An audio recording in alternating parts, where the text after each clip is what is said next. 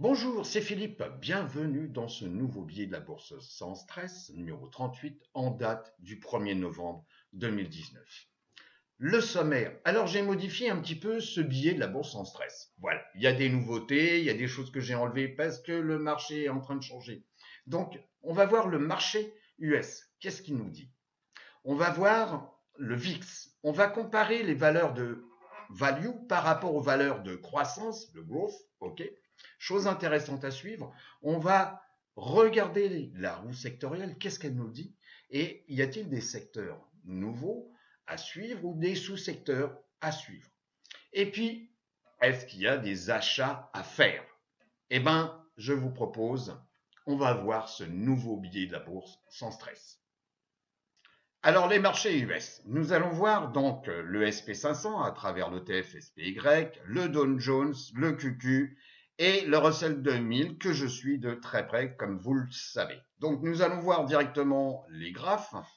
SP500, eh ben, c'est très simple. Vous voyez, donc on voit le SP500 sur plus d'un an. Eh ben, là, donc on va se mettre en plein écran pour que ça, voilà. Eh ben, on vient, donc le 1er novembre, hein, et déjà on avait essayé ici, donc le mercredi et jeudi, on était tout proche donc des plus hauts, et on les avait même clôturés le mercredi, au-dessus des plus hauts, ici. Et ici, bah, vendredi, une très belle bougie, où effectivement on clôture bien en fin de semaine, donc sur un plus haut historique. Si je me mets ici en weekly, chaque barre représente une semaine de cotation. Eh ben, on est sur des plus hauts historiques. Voilà. Si maintenant je regarde le Dow Jones, eh ben, on va se mettre en plein écran pour, voilà. Eh ben, le Dow Jones, on va décaler, vous voyez, on vient titiller vers les plus hauts historiques. On n'a pas dépassé cette zone-là, ok, mais en tous les cas, très belle bougie pour ce vendredi 1er novembre.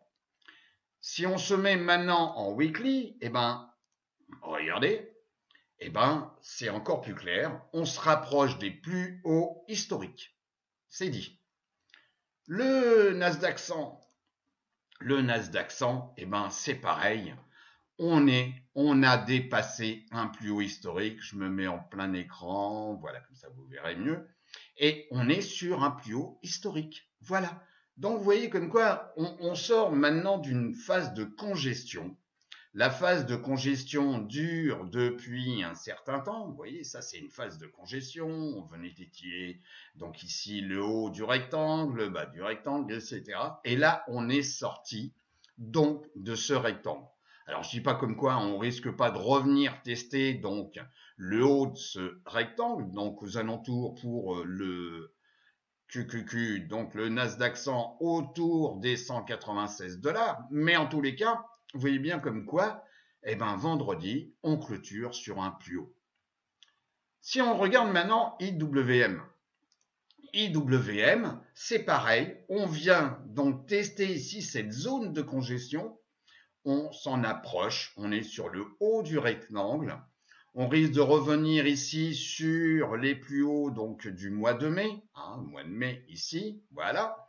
Et je dirais comme quoi c'est le retardataire. C'est certain que IWM va se réveiller. C'est certain. Il réagit toujours de la même façon que les trois indices principaux que nous venons de voir, mais pas forcément toujours au même moment. Donc c'est vraiment le Russell 2000, c'est vraiment l'indice que je suis de près. Alors, vous voyez, vous allez entendre encore la page qui est tournée. On revient sur la présentation. On va voir maintenant, donc on va regarder la volatilité. Bon, eh ben, vous allez voir comme quoi la volatilité est revenue sur des valeurs très basses, donc ce qui a un impact sur les primes d'options, et a également comparé le secteur value par rapport au secteur de croissance, le growth. Donc, pourquoi? Parce que c'est intéressant, c'est pour ça, pour savoir où va migrer, si vous voulez, l'argent sur des valeurs donc qui grossissent de croissance, vous voyez, ou plus sur des values. Bon, je sais pas, on va voir ça, certaines bancaires, etc. On va voir ça. Donc on retourne sur les courbes et on vient voir le VIX. Eh bien le VIX, c'est très simple, vous voyez. On a eu des moments de peur, on revient sur fin 2018, ok. Et là, on avait évoqué comme quoi peut-être, hein, vous savez, j'ai pas la boule de cristal, on risquait peut-être de revenir tester donc aux alentours donc de la 200 jours, voire la 50 jours en termes de moyenne mobile. Et ben tout compte fait, non, on suit le fil conducteur, la moyenne 10 jours, et on revient sur des valeurs basses. Alors, pour l'instant, vous voyez, on a clôturé ici. Je vais mettre en plein écran. Voilà. Vous voyez, on revient tester ici cette zone de support qui a été testée de nombreuses fois. Et donc, il faut quand même suivre le VIX, parce qu'il peut y avoir effectivement un phénomène d'action et réaction, ok, comme là, donc action et réaction. Mais cependant, parce qu'on n'est pas à l'abri d'une mauvaise nouvelle, mais en tous les cas, le marché est beaucoup plus clair qu'il n'a été. C'est une certitude. Vous voyez, c'est une certitude. Donc, la volatilité très faible. Et bien, en tous les cas, c'est du bonheur pour le moral de l'investisseur. Voilà. On revient maintenant sur un truc important. On l'a déjà évoqué. Donc, vous voyez, je vais faire la manip. Je viens ici sur le ticker et je vais taper VTV. Donc, qui est le secteur de value. C'est toutes les sociétés qui sont value. On va voir par quoi elles sont composées. Et je divise par VUG, les sociétés de croissance. Vous voyez, c'est marqué là sur le ticker. Et je fais entrer. Donc là, si vous voulez, on voit bien que soit ce sont les valeurs value qui ont baissé, soit ce sont les valeurs de croissance, je sais pas, genre Google, Facebook, Apple, voilà, qui avaient une dynamique, donc un trend plus haussier que les values qui stagnaient ou certaines avaient baissé. Je sais pas, j'en cite une comme une société bancaire par exemple, où les banques à un moment donné c'était pas au top. Et ben en tous les cas, pour l'instant, je dirais que ça se réveille un peu. C'est-à-dire que par rapport à la comparaison, vous voyez comme quoi la moyenne mobile 50, qui était franchement un 50D, parce que ici, je vous rappelle, on est en D.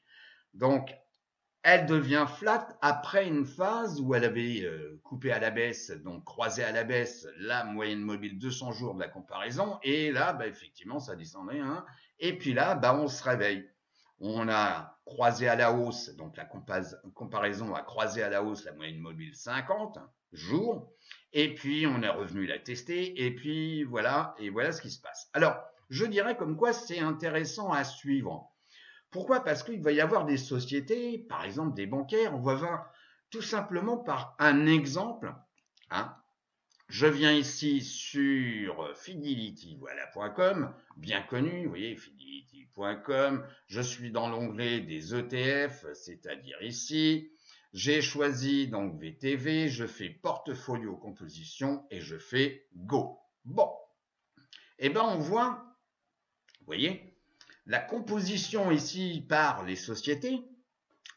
Oui, voilà, une petite pub. Et donc, la composition des sociétés. On a donc ici, bien connu, vous voyez, donc le bien connu, Berkshire Hathaway. On a JP Morgan, ok, une banque.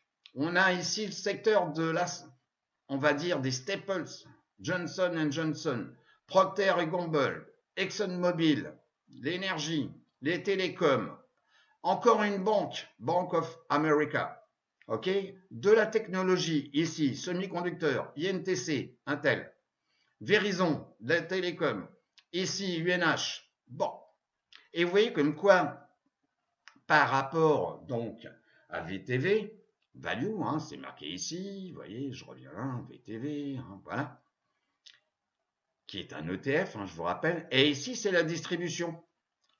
Donc on a dans les sociétés qui composent, on va dire, ce secteur, ce groupement, on va dire, value, vous avez les financières, la santé, les consumer staples, donc ça n'a rien d'étonnant, l'industrie, donc à hauteur des 10%, l'information, l'IT, Information Technology, l'énergie, communication, le XLY, Consumer Discretionary, XLY, les matériaux de base, le real estate et ici les utilities.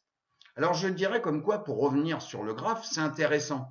C'est intéressant parce que si vous voulez, ça va définir un petit peu, parce que les marchés vont continuer à monter. Bon, maintenant, on a une meilleure vision. Je pense que 2020 sera une très bonne année. Bon, je me trompe peut-être, mais on se retrouvera dans quelques mois et puis voilà, voilà. Donc, c'est voir la distribution entre les sociétés de croissance et les sociétés, donc, value. Et si je dois revenir sur Fidelity, vous voyez, et que je fais maintenant les sociétés de croissance, VUG, voilà, VUG, et je fais portfolio composition, Go, voilà. Et bien maintenant, vous avez la répartition. Vous voyez comme quoi, dans les valeurs de croissance, on retrouve donc la technologie, Apple, Amazon, Facebook, donc Google, donc ici services bancaires, Visa, ici Home Depot, ici donc Mastercard, encore donc le concurrent de Visa, voilà, et ici Comcast. Bon, et ici avec le pourcentage. Et on voit bien ici que dans le groupement, donc, société de croissance, donc growth, vous avez l'information consumer discretionary, donc la consommation, les services de communication, la santé, les industriels, le real estate, on en a déjà parlé plusieurs fois du real estate, les financières, etc., etc. Donc, je dirais comme quoi, pour revenir là, c'est pas pour insister, mais ça va être intéressant pour savoir les sociétés sur lesquelles il faut se positionner. Je reviens ici sur la présentation, sur la saisonnalité du SP500. On l'avait évoqué, puisque là, ça y est, le mois d'octobre est fini. Donc, on voit bien comme quoi, puisque pour le SP500, on revient sur les graphes. Je me mets ici sur SP500. Je me mets ici en mensuel. Voilà. Et on voit qu'en mensuel, donc cette bougie-là, ok, eh ben, on a fini plus haut sur le mois d'octobre qu'on a commencé en début de mois. Je reviens sur ma présentation, et ben, vous voyez comme quoi on est pile poil dans les stats où effectivement 60% des fois le cours finit plus haut qu'il n'a commencé pour le mois d'octobre. Et regardez bien pour le mois de novembre, où on a 80% des fois où le cours finit plus haut qu'il n'a commencé. Voilà. Donc, si vous voulez, moi, vous faites ce que vous voulez. Moi, je retiens ça parce que je dis pas comme quoi c'est la boussole ou c'est la boule de cristal, mais en tous les cas, c'est un message très fort. Voilà. On revient maintenant, donc, la page qui est tournée, vous l'entendez encore, on revient sur les secteurs. Alors, que nous dit la roue sectorielle sur 6 mois? Donc, on va aller voir directement les graphes. Donc, je vais accélérer un peu pour éviter que la vidéo dure un petit peu trop longtemps. Donc, on va lui laisser le temps. Voilà. Voilà. Alors, bien entendu, vous avez de la publicité. Voilà. Donc, on se met ici sur 6 mois. Alors, sur 6 mois, c'est normal parce que vous avez eu, on l'a vu, les utilities, on a eu les consumer staples, ok, ce que j'appelle les couches culottes, qui effectivement étaient les secteurs refuges. C'est-à-dire quand il y a un doute, etc., on se réfugie et on voit bien comme quoi ici vous avez les utilities qui reste le premier secteur sur 6 mois, hein, attention, 6 mois, avec plus 12%. Et ici vous avez les couches culottes, XLP. Et vous voyez bien comme quoi, par rapport à certaines chutes et tout, on voit très bien que ces deux secteurs refuges se sont bien maintenus. Voilà. Mais pour l'instant, si vous regardez depuis quelques jours, vous voyez, depuis quelques jours, vous voyez bien comme quoi ici, vous avez des secteurs qui se réveillent sacrément, et entre autres, le troisième secteur, c'est la technologie, et vous voyez bien comme quoi le trend, hein, la pente n'a rien à voir par rapport à ce qui se passe sur ces deux secteurs refuges. Maintenant, si on regarde, on revient sur la présentation. Si on regarde mon petit tableau auquel vous êtes habitué, donc là, on est sur 6 mois, vous voyez. Sur 6 mois, hein, on voit bien comme quoi on a toujours les semi-conducteurs. on a la construction de maisons, on a encore les utilities, et c'est normal, parce que c'était le secteur refuge. On a la technologie, hein, c'est en ordre décroissant, vous voyez. Et les seuls, puisque là, on est tout en bullish, hein, c'est-à-dire que par rapport à la moyenne mobile 50, les cours sont au-dessus, et la moyenne mobile 50 est au-dessus de la SMA 200, donc ce sont des phases bullish. Et là, vous avez donc des phases d'accumulation encore pour le transport, donc c'est peut-être quelque chose à suivre. Je vous répète, il n'y a pas de business sans transport aux États-Unis. Et vous avez le retail. Bon, les deux sont en phase d'accumulation. Et le petit dernier qui est toujours l'énergie, qui est en phase de recovery. Bon, donc c'est, vous voyez, c'est trois secteurs. Enfin, et sous-secteur, parce que ça c'est un sous-secteur, ça c'est un sous-secteur et ça c'est un secteur. Vous avez pour l'instant sur 6 mois donc une variation négative. Tous les autres sont positifs.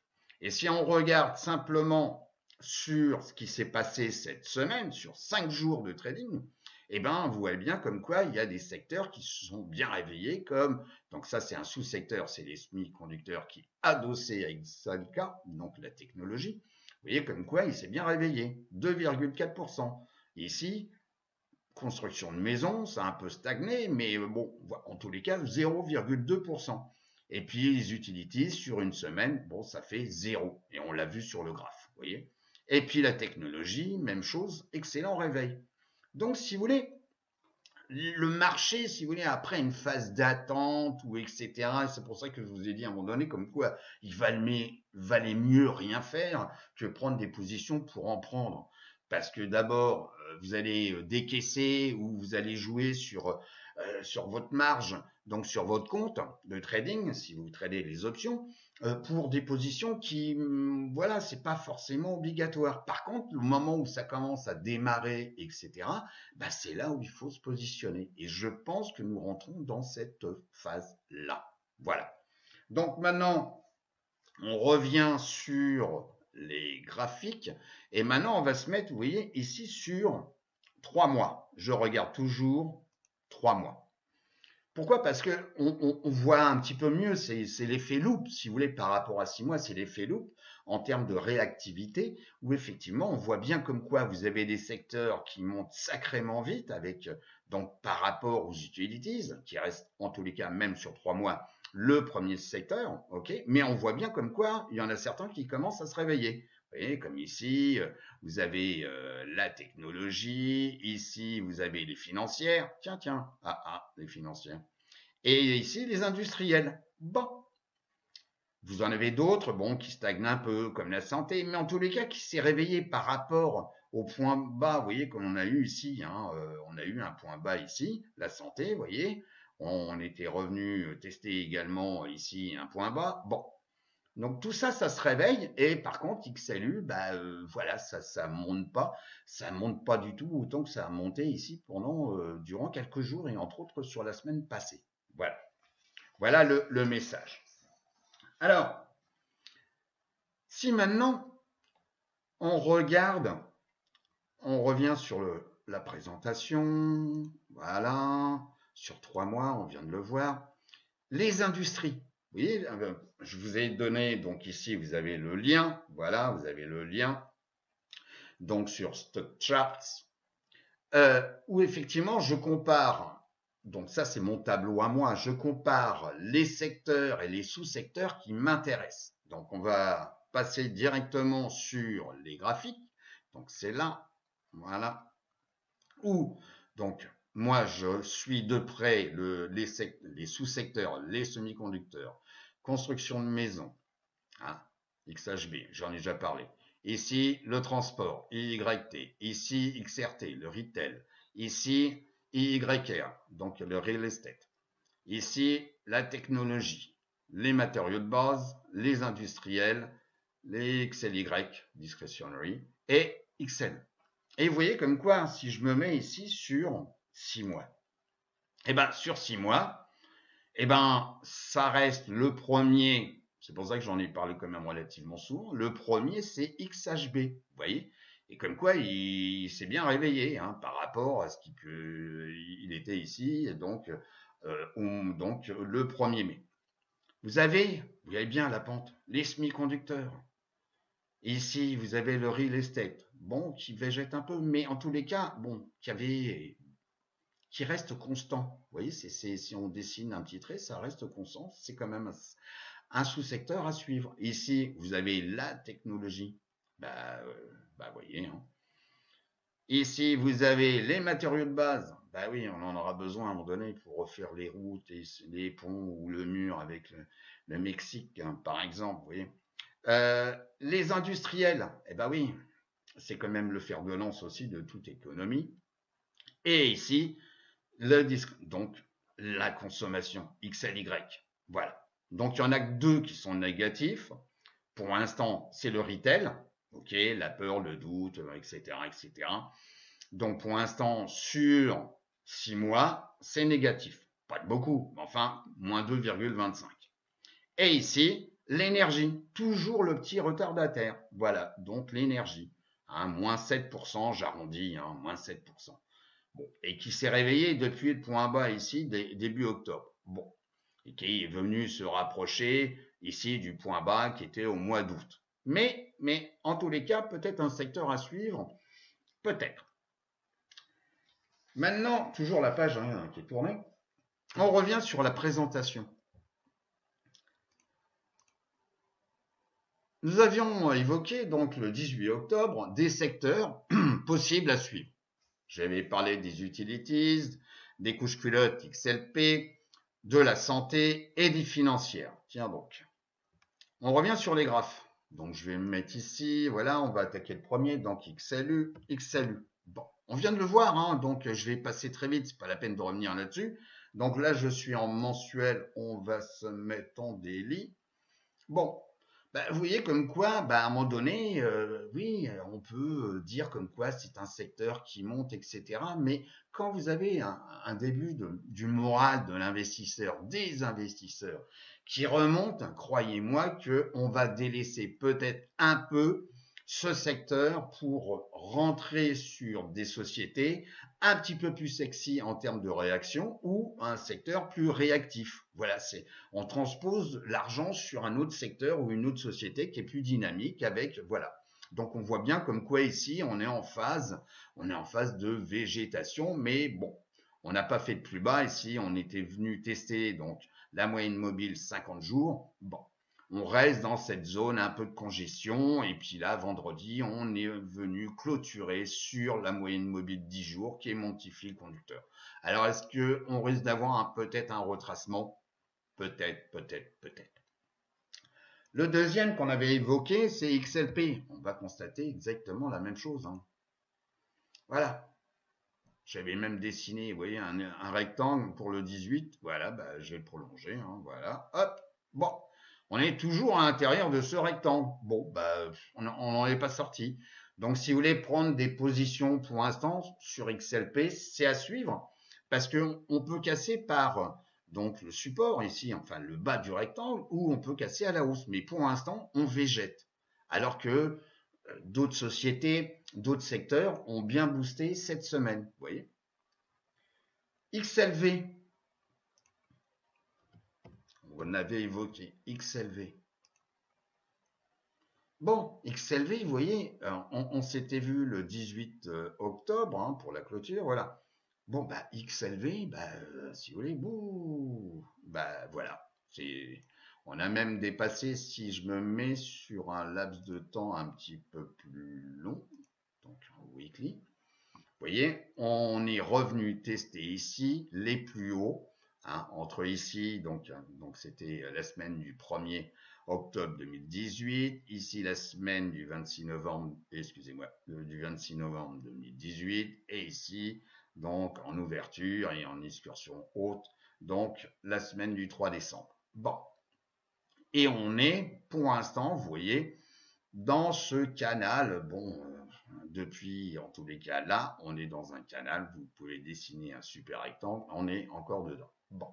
Mais en tous les cas, pour ceux qui étaient un petit peu opportunistes, il y avait effectivement un coup à jouer pour quelques jours, une semaine, 2 semaines, vous voyez, là c'est 2 semaines. Bon, ben, en tous les cas, il y avait un truc à faire. Voilà, on avait ici dépassé et testé le plus haut ici, les plus hauts ici. Donc, c'est pas la peine de regarder que les mèches. Il faut regarder cours d'ouverture, cours de clôture. Et on est venu, on est venu retester, puis vous, voilà. Donc, de temps en temps, il faut être opportuniste. Et donc, ça peut être simplement une position que je prends pour quelques jours à travers des options, par exemple. Ça peut être à travers l'achat d'un call, vous voyez. Et ben voilà, je garde ma position. Alors, un call, hein, pas forcément un call 3 mois. Je vais peut-être prendre un call 6 mois. Et ça dépendra également de l'open interest, des strikes. Et bon, en tous les cas, il y avait des choses à faire. Hein, il suffisait donc de regarder ce qui s'est passé ici dans cette zone-là et on prenait un call qui était à la monnaie. Ok, donc on prend pas un call à 92. Ok, non, on prend un call qui est dans la monnaie. Ok, où on prend grosso modo un truc qui est en dessous ici sur une zone de plus bas, sur une période définie. Voilà, donc un strike aux alentours et en dessous des 87. Voilà, donc on pouvait profiter de cet élan et je garde ma position quelques jours et puis hop, terminé. Bon, bah vendredi, par rapport à ce qui se passait, peut-être que j'ai pris mon parti en disant bon bah voilà, j'en ai profité. On peut espérer que ça continue à monter parce que si on se met ici en weekly, voilà, ok, bon, il y avait cette zone-là qui m'inquiétait un peu dans le sens où on peut avoir encore cette zone-là qui sert d'une résistance assez forte et on l'a pas dépassée. Donc c'est pas la peine d'espérer ou d'allumer une bougie. Donc j'ai pris mes profits, voilà, terminé. Et directement sur XLV. XLF, j'en avais parlé aussi donc le 18, XLF. Voilà, le secteur du financier où, vous voyez, on avait vu, voilà, on avait vu ça. Je vous avais dessiné un beau rectangle, etc. On avait essayé de dépasser la zone de résistance de ce rectangle, et puis bah non, on revient tester la zone de support, on revient, tout ça je l'avais déjà évoqué. Par contre, bon, chose intéressante, c'est qu'on voyait bien que la SMA 50 était quand même au-dessus de la 200, même si la 200 ici était un peu plate, mais elle avait tendance à repartir à la hausse. Voilà. Vous voyez, hein, tac, on s'était vu le 18, je vous avais dit c'est peut-être un truc à suivre. Et puis, voilà, donc on a eu un beau gap haussier, ok, qui a été en partie comblé par l'excursion du 25 octobre. Et puis, voilà. Donc là, c'est pareil, hein, il faut savoir profiter. En tous les cas, c'est peut-être une position que je garde. Pas forcément en option, j'ai pris peut-être directement en achat d'ETF. Voilà. En tous les cas, c'est un secteur qui a bien réagi et simplement pour savoir jusqu'où ça peut monter. Bon, ça peut monter déjà ici, on avait une zone, ici en excursion, on avait une zone de résistance et on vient grosso modo de la tester et on a même clôturé au-dessus.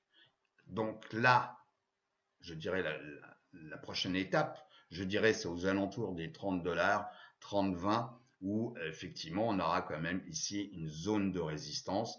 Donc il ne faut pas savoir non plus être trop gourmand, etc.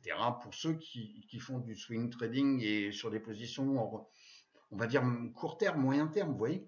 En tous les cas, c'est à suivre. Donc il y aura forcément une incidence de cette zone de résistance. Alors, est-ce qu'il y a des secteurs ou sous-secteurs à suivre? On revient sur la présentation.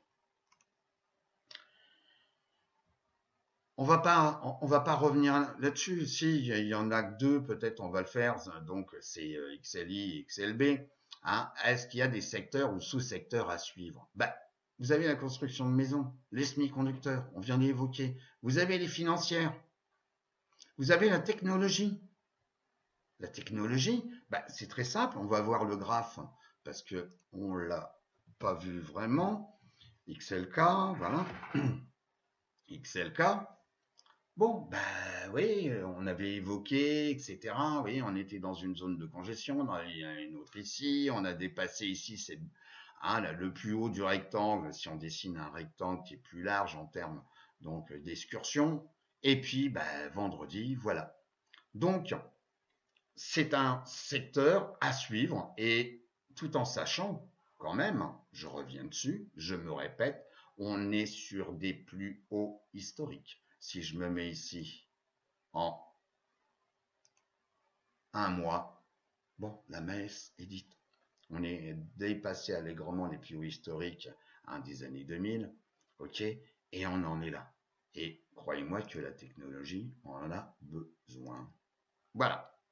Donc, les deux autres, pour revenir sur ma présentation, où effectivement vous avez XLI et XLB. Alors, on va les voir à travers XLI. On commence par lui. Bon, je vous avais dessiné un beau rectangle, parce que c'est aussi un secteur que je suivais et j'en avais parlé. On va même, vous voyez, allez, on va se taper le culot, on va élargir. Voilà. Donc, on est venu tester plusieurs fois ce rectangle, aussi bien sur la zone de résistance que sur la zone de support. Et le support est bien confirmé puisqu'on l'a testé plusieurs fois, etc. Et là, vendredi, ben, voilà. Donc, il y a également des belles opportunités. Il faut savoir aussi que sur XLY, on a ici une zone de résistance qui est relativement importante. Donc il faut savoir ici, puisqu'on l'a testé ici une fois, deux fois, je vous rappelle, je suis ici en weekly. Donc il faut savoir la réaction. Donc prendre une position maintenant, je dirais qu'il faut attendre, parce que là, le vendredi, ça a été un peu de l'euphorie. Ok, on revient tester là. Il faut vraiment, je pense, attendre qu'on casse d'une façon certaine, donc en weekly, donc c'est la zone des soit 80 $.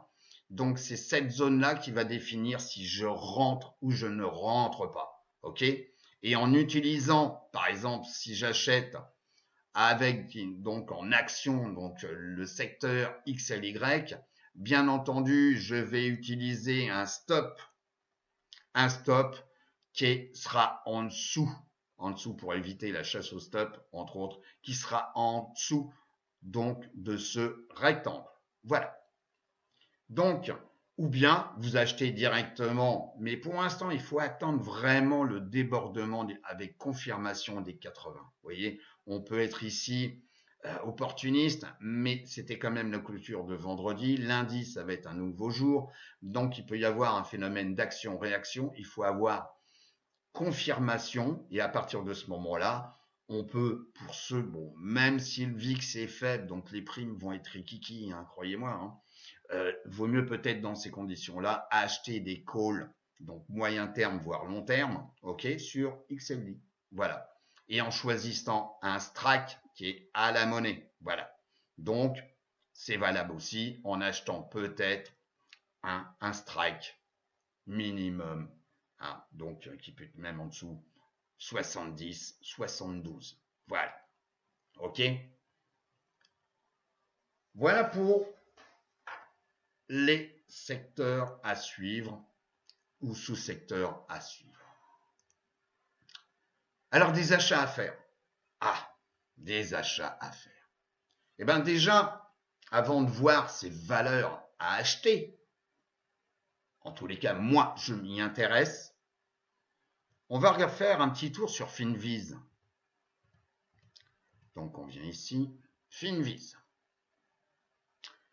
Alors, si vous voulez, j'ai fait donc un tutoriel sur Finviz où on peut utiliser, vous voyez, les top gainers, les new high d'un an, vous voyez, donc un nouveau plus haut d'un an, etc., etc., avec ça m'étonne pas. Très belle société, ça, Corbe. Très belle société. Et donc, etc., etc., etc. Bon. Vous avez également ici le tableau de bord que j'adore. Il suffit de cliquer. Je clique. Et ici, qu'est-ce que je fais? Eh bien, pour l'instant, je regarde sur les SP500, donc les stocks. On peut également voir sur les ETF. Pour l'instant, je reste sur les stocks et je me mets en 3 mois. Voilà. Et en 3 mois, vous voyez, j'ai vu, moi, en tous les cas, 2 sociétés qui sont des semi-conducteurs. Je vous rappelle, la technologie, c'est le secteur à suivre. Et les semi-conducteurs, la technologie en a besoin, vous voyez. Et c'est là où j'ai détecté que sur 3 mois, vous avez, donc là je peux pas tout faire, je peux pas vous montrer le petit rectangle et avoir la bougie sur semi-conducteur. Donc moi j'ai vu AMAT et LRCX. AMAT, LRCX. On y va? On regarde les graphiques? Eh ben on regarde les graphiques. On commence par AMAT. Voilà. Eh ben AMAT, vous voyez bien, d'abord la tendance de fond. Pas le tout de regarder, la tendance de fond.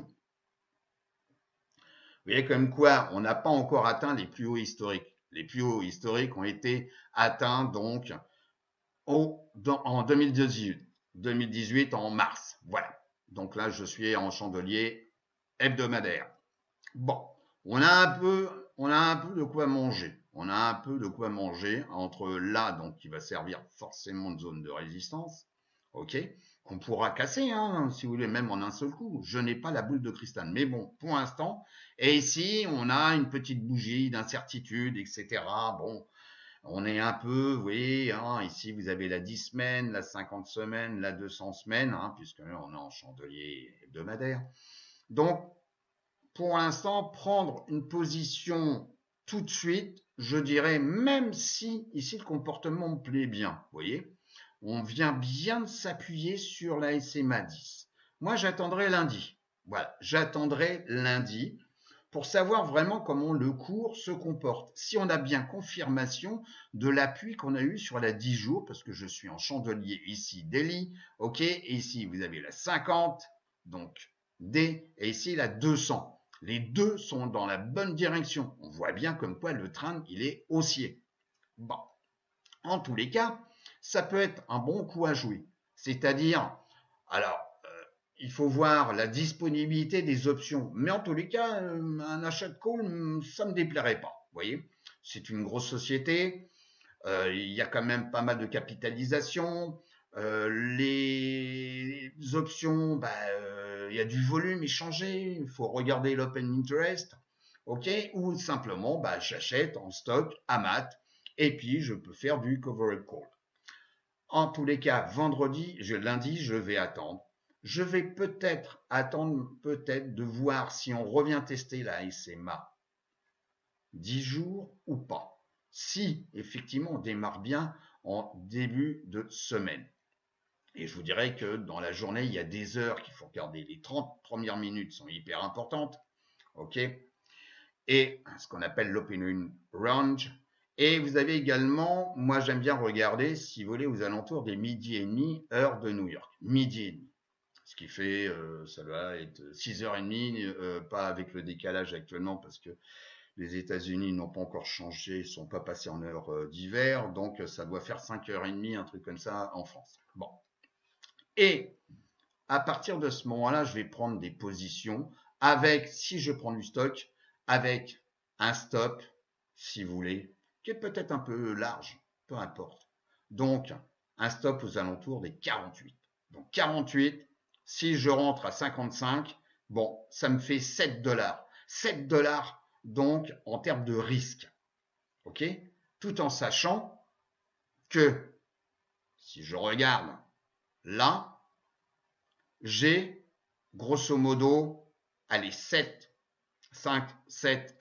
dollars en termes de potentiel. Donc, j'ai un rapport 1. Bon, ça pourrait être mieux, mais c'est peut-être aussi quelque chose de long terme.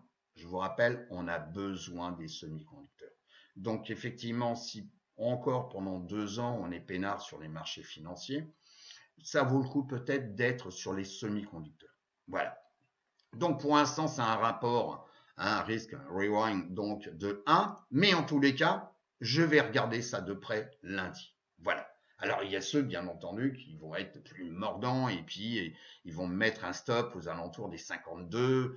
Oui, bon, après, si vous voulez, après, c'est le fait, parce que 52, ça va correspondre à un moment donné à la position de la moyenne mobile 50 jours. Bon, forcément, à un moment donné, on va revenir la tester. Vous voyez, si on regarde le temps, à un moment donné, on est très écarté, et puis on revient la tester, on est très écarté, on revient la tester, on est très écarté, on revient la tester. Bon, c'est pour ça que, bon, 52, vous risquez de vous faire peut-être, bon, en tous les cas, vous voyez, vous faites comme vous voulez. Donc là, effectivement, si je prends 52, et ben effectivement, 55, hein, et 52, bah, ça fait plus que 3 dollars de risque. Voilà, par action, bien entendu. Et après, bah, il suffit de prendre, si vous avez un capital de 100 000, et ben effectivement, si vous prenez par position 1% de risque, il faut que ces 1% des 100 000 correspondent donc à ces 3 dollars, tout simplement. Voilà. J'ai vu également LRCX, qui est également dans les semi-conducteurs. Lam Research. Bon, alors là, vous voyez, on a eu une petite période ici de congestion, voilà, une petite zone de compression. On peut dessiner un rectangle, oui, tac, voilà. Et puis alors là, le 24, bouh. Pourquoi? Les earnings. Voilà. On a les earnings qui ont eu lieu donc le 23 octobre. Donc le 24, je peux vous dire que bah, tout le monde en voulait. Tout le monde en voulait, d'où le gap haussier. Et puis là, bah, je pense que c'est une belle position. Alors on est très loin peut-être de la 50, mais c'est une très belle société, croyez-moi. Et le seul truc où il faut voir, c'est quand est-ce que va... Bon, alors j'ai pas trouvé l'information, alors peut-être que vous allez la trouver. Quand est-ce qu'il va y avoir, donc ça c'est les résultats, et vous avez la distribution des dividendes. Donc le dernier en date c'était le 30 septembre, et vous avez un dividende de 1,15 par share, 1,15 dollars. Là, même chose, je clique dessus, voilà, on avait 1,10. Bon, c'est un petit peu plus faible, 1,10, bon, ça distribue quand même des dividendes, 1,10. Et là, le dividende a augmenté de 30. Alors, il y a toujours un effet, c'est-à-dire entre la distribution des dividendes et le cours, vous avez parfois ceux qui vont attendre, si vous voulez, d'avoir touché les dividendes, puisqu'il faut être là, il faut posséder les actions 2 jours avant donc la distribution des dividendes, et à partir de ce moment-là, pof, vous encaissez les dividendes, et puis certains, bah, ils ont peur, on peut avoir, vous voyez, par exemple ici, il y a eu, et puis bah voilà, hop, on a eu une réaction, plus personne n'en voulait, enfin j'exagère, mais ça veut dire un peu ça. Et puis après, bah, tout le monde se dit, tiens, bah, tout compte fait, le prix il est quand même vachement intéressant, je vais en prendre et bah voilà. Voilà. En tous les cas, une belle société. Et moi, si je dois prendre une position, et ce sera à partir de lundi, je vais regarder parce qu'il va y avoir peut-être une réaction quand vous avez des excursions comme ça. Il y a forcément une réaction par rapport à l'action. Donc, la réaction peut être un retour sur la 10 jours, ça peut être revenir effectivement combler partiellement le gap, ok, mais c'est à partir de la semaine prochaine que je vais regarder. En tous les cas, très belle société. Si vous prenez une position, n'oubliez pas de placer un stop plutôt vers les 220 dollars, ok, pour éviter, même si on a un gap, mais en tous les cas, bon, on en est un petit peu loin, ou vous placez un stop ici à 230, puisque c'est une zone, alors pas 230 piles, donc mettez-vous un petit peu plus bas et profitez de la montée et gérez bien votre money management. Mais en tous les cas, une très très belle société, croyez-moi. Et moi, je vais regarder, et si elle se trouve, je vais peut-être rentrer directement au prix, donc aux alentours, tout dépendra de l'ouverture de lundi, donc aux alentours des 276 dollars. Voilà, ou même aux alentours des 274,66. C'est lundi qui va définir mon action ou mon inaction. Je reviens sur la présentation, j'espère que ça ne va pas être trop long. Et, alors ça, j'ai parlé du Russell 2000, mais le Russell 2000, c'est 2000 sociétés, donc c'est relativement large. Vous voyez, vous avez des très petites capis, vous avez des moyennes. Bon, Moi, je regarde, c'est le Midcap 400, donc qui est un ETF MDY. On va le regarder. MDY, MDY. Voilà. Et bien là, je vous ai dit comme quoi le Russell 2000 était en retard par rapport aux trois indices principaux, le SP500, le Dow Jones et le Nasdaq 100. Il est en retard, mais à un moment donné, il va forcément combler son retard. Alors je ne dis pas comme quoi il faut se précipiter, parce qu'on est dans une zone ici de résistance. Et en même temps, je l'avais dessiné, on est dans un rectangle de congestion depuis un paquet de temps, donc depuis fin février. On est dans une zone de congestion.